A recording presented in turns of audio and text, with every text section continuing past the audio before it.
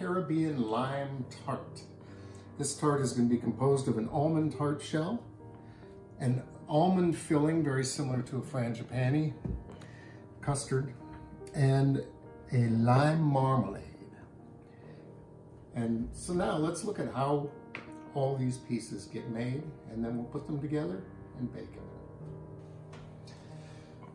All right, so we are going to make an almond tart crust. Pretty much whenever I make a dessert tart, I like to use this crust because it comes out really cookie-like. It's got a great flavor, and it's just never failed me as a tart crust.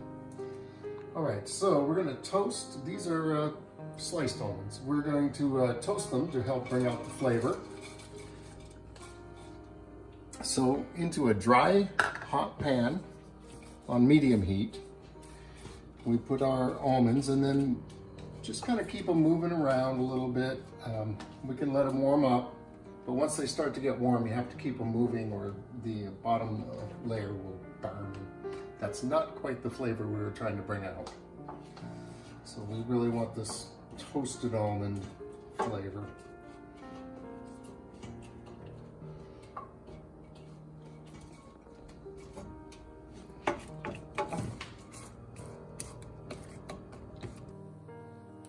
So now you can see that these are starting to get a little bit of color to them. So this is toasted enough. We don't want to go any farther than that or we'll get burned flavor. So now we've got to let these cool before we can put them in our crust. So the first thing we need is a cup of flour. And y'all know how to measure flour.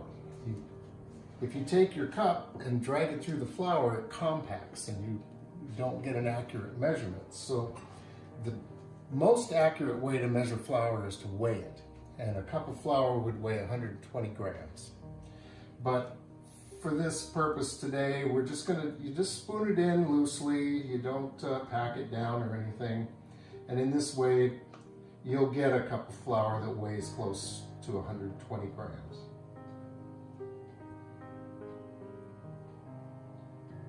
So there we go. We got our cup of flour into the food processor. It goes with a 1/4 cup of sugar, a 1/2 teaspoon of almond extract,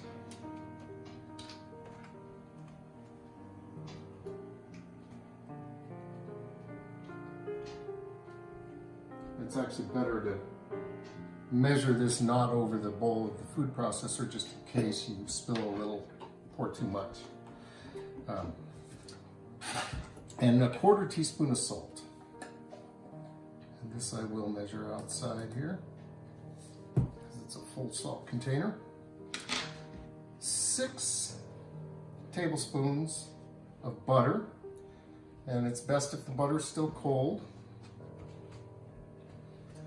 And our cooled down, roasted, toasted almonds. And that should be everything. So now we're going to pulse this a few times.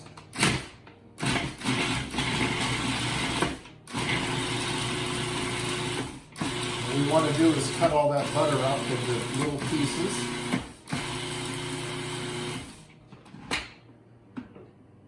That looks pretty good. You can see it's got a little grain to it. It looks pretty good. And the almonds are cut up. So now we're going to add a little bit of water to get this to come together as a dough. Very little, like a tablespoon at a time.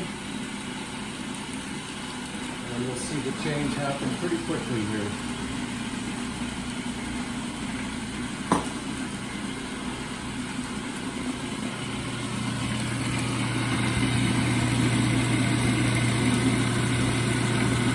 That's enough. I think it's going to go here. starting to lump up.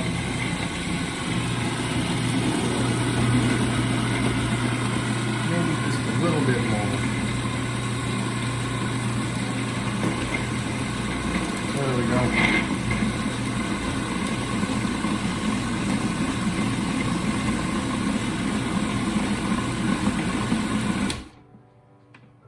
I think I can get that into a lump now.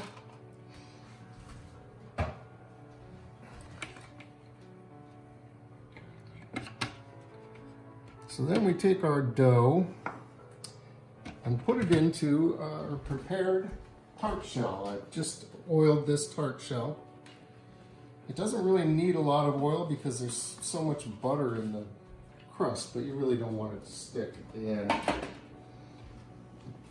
And we're just going to press this into the shell, into the pan. Try to get it as even and really kind of as thin as possible. And you can see that this dough is really easy to work with. It's not like a lot of pie doughs that are really cold and have to be cold in order to work, or are difficult to move around. This one, you just put it where you want it.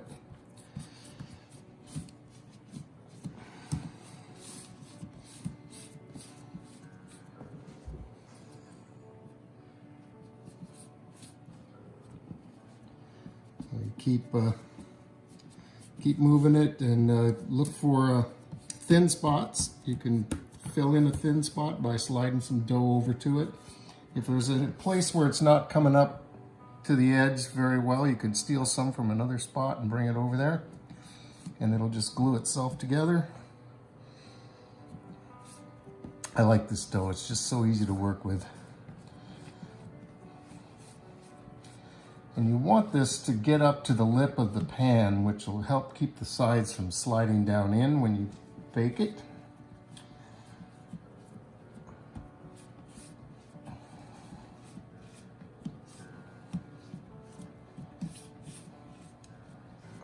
And I've got kind of a thick spot in a lot of places right at the edge here, and if you leave that, then you've got a really thick edge on your crust, and it's too thick really to be, I mean, it tastes good, but you really don't want it that thick right there. So that's a spot that you kind of have to work a little bit to get it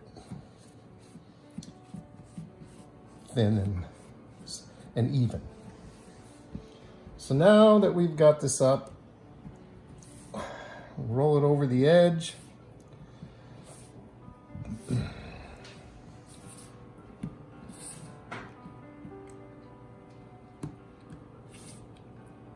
And voila, a tart case. So now we will line this with a nice pre-cut piece of parchment paper. I save this and reuse it. This has been around, this has been used many times. And today we have some brand new pie weights. I've been using some beans for quite a while, but they've lost all their moisture and they're not very heavy anymore. So these pie weights will help keep the crust in place and keep the sides from shrinking down into the pan. And believe me, I've had my share of trouble with this. And pie weights are the way to go.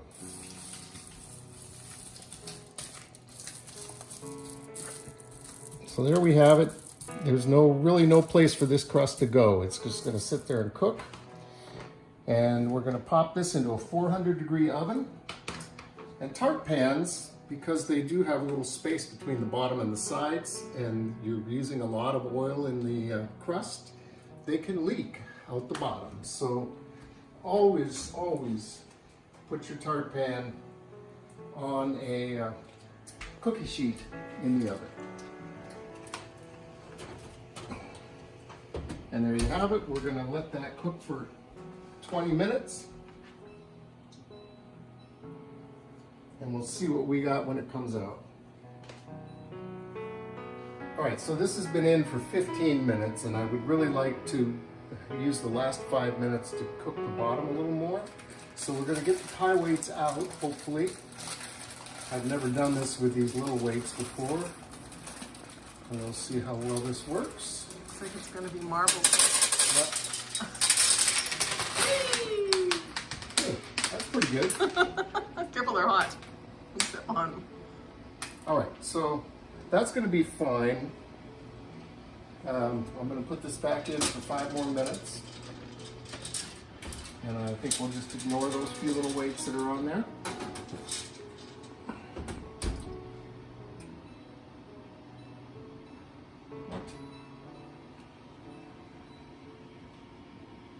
Okay.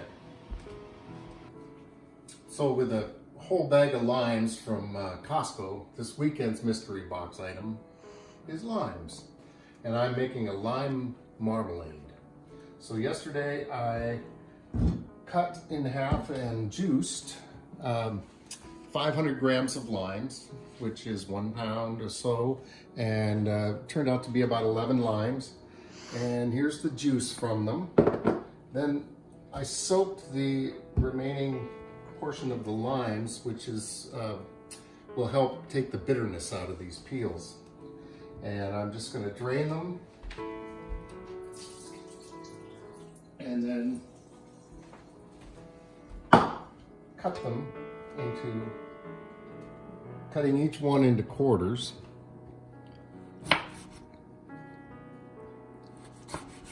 And then taking those quarters and just cutting them into the thinnest strips I can get. As you can see, this process is going to take a little while, and we'll come back when it's done.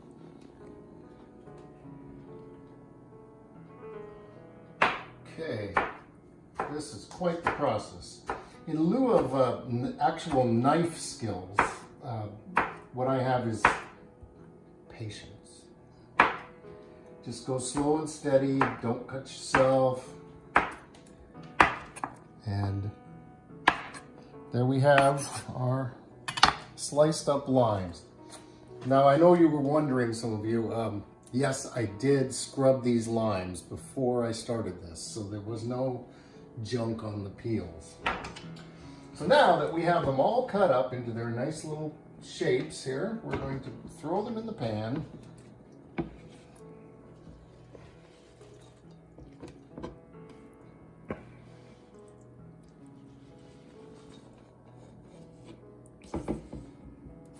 Yeah, it's kind of messy. You have people. But, you know, nobody ever said marmalade was going to be clean. So this is going in the pan with the lime juice that I squoze from them, and 4 cups of cold water.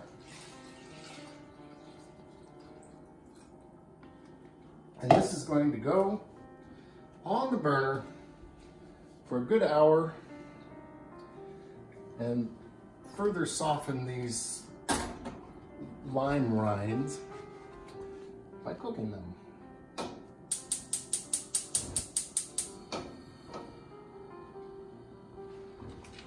we'll start that off on a medium heat, but probably turn it down once it starts boiling a little bit. And we'll come back when those are done. All right, so now our marmalade has been simmering here for an hour. Try and soften up those lime rinds a little bit, and it's time to add the sugar. And this is, what did I say, 850 grams of sugar, which is really a lot, but I think it looks like the right amount. I was a little concerned for a minute there. And instead of taking the whole bowl and pouring it in here and probably spilling half of it, I'm going to do this with a measuring device.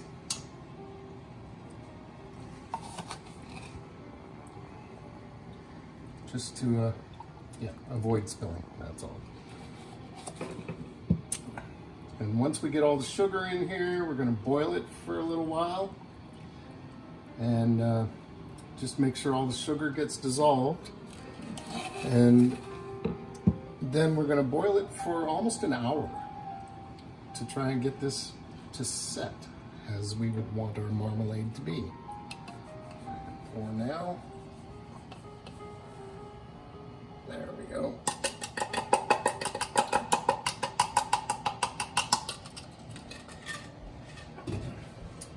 And while this is boiling, we have to keep stirring it.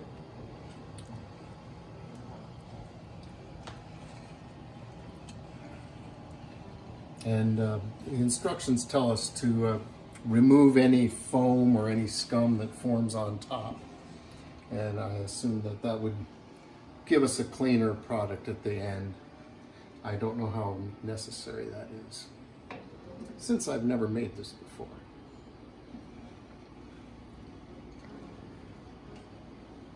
It's so fun having you along on this experiment.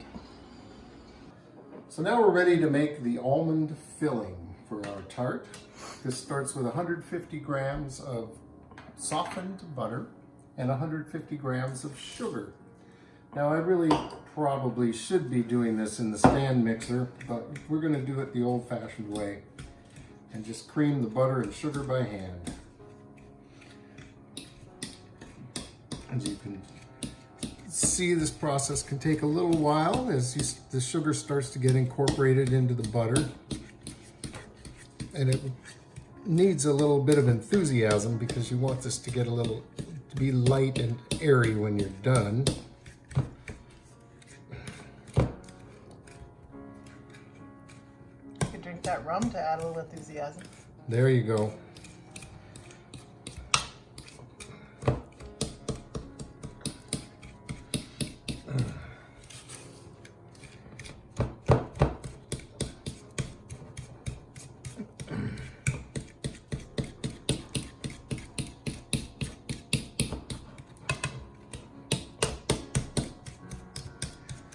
It is nice to let the stand mixer do all this work for you, but you know, I spent a lot of time cooking where there wasn't any electricity, so got really used to doing things the old-fashioned way.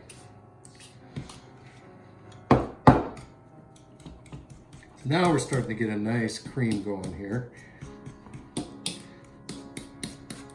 So we'll set that aside, and we're going to add 3 eggs plus 1 egg yolk. And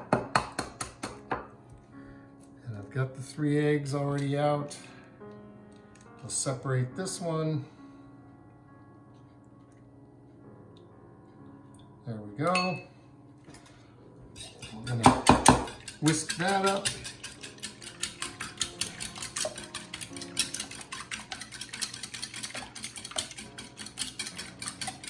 Add a little bit of that to our sugar mixture.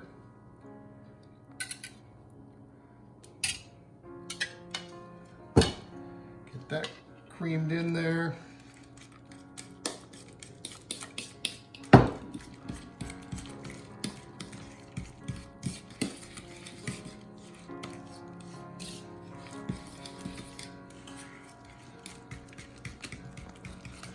Now I'll add the rest. Just easier to make sure you get it all mixed when you add it a little bit at a time instead of all at once. Now we've got a nice loose, more custardy feeling mixture going on here. And I think at this point, I'm going to switch to a whisk.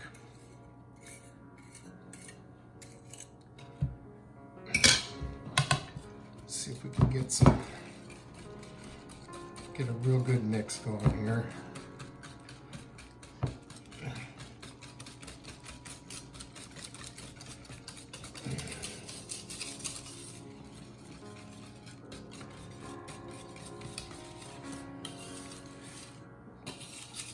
So now over here on my left in the Barbie blender, we have 100 grams of chopped almonds. Our almonds, we didn't buy them chopped, so I used the Barbie blender to chop them up. We're going to add that in. Why do you call it a Barbie blender? Because it's pink and it's small, it's cute. And it's just the right size for Barbie to bake with. And let's see, we're going to add, this is the zest of 2 limes, which, if you'll recall, lime was the mystery box ingredient this weekend. So this is going together in our tart with some lime marmalade. And let's put in a tablespoon of rum for the Caribbean flavor here. Oopsie.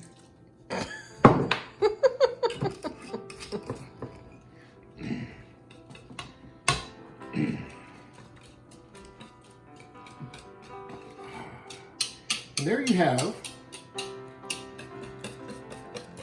the filling for our tart.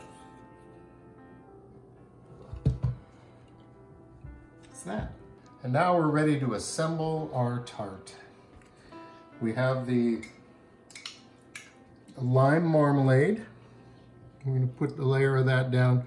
We pre-baked this shell so that when we put this lime marmalade on there, it doesn't just sog out the crust.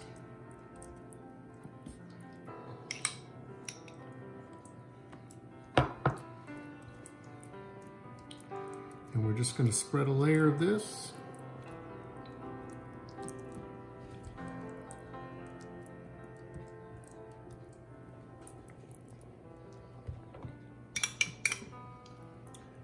And looks like we're going to have just enough here to get all the way around.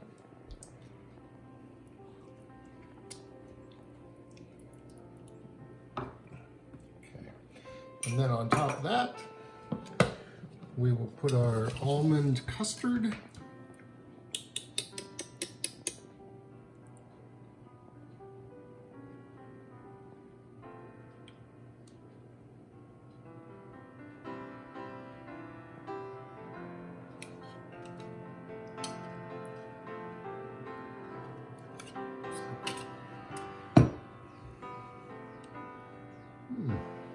Careful not to overfill this, I guess.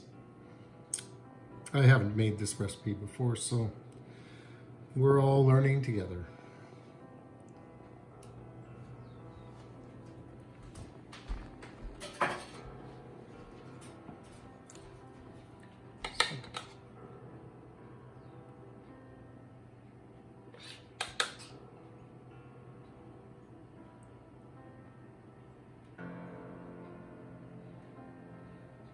Now this is going to go in the oven, a 350-degree oven, for another 40 minutes until the custard has set.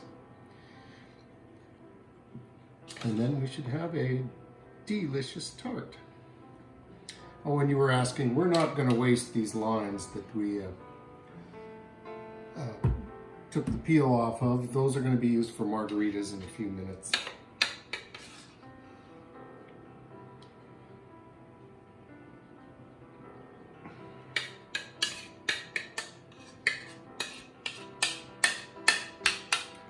Okay, and I will bake this on a cookie sheet just in case so it overflows, but this looks like it's going to be absolutely delicious.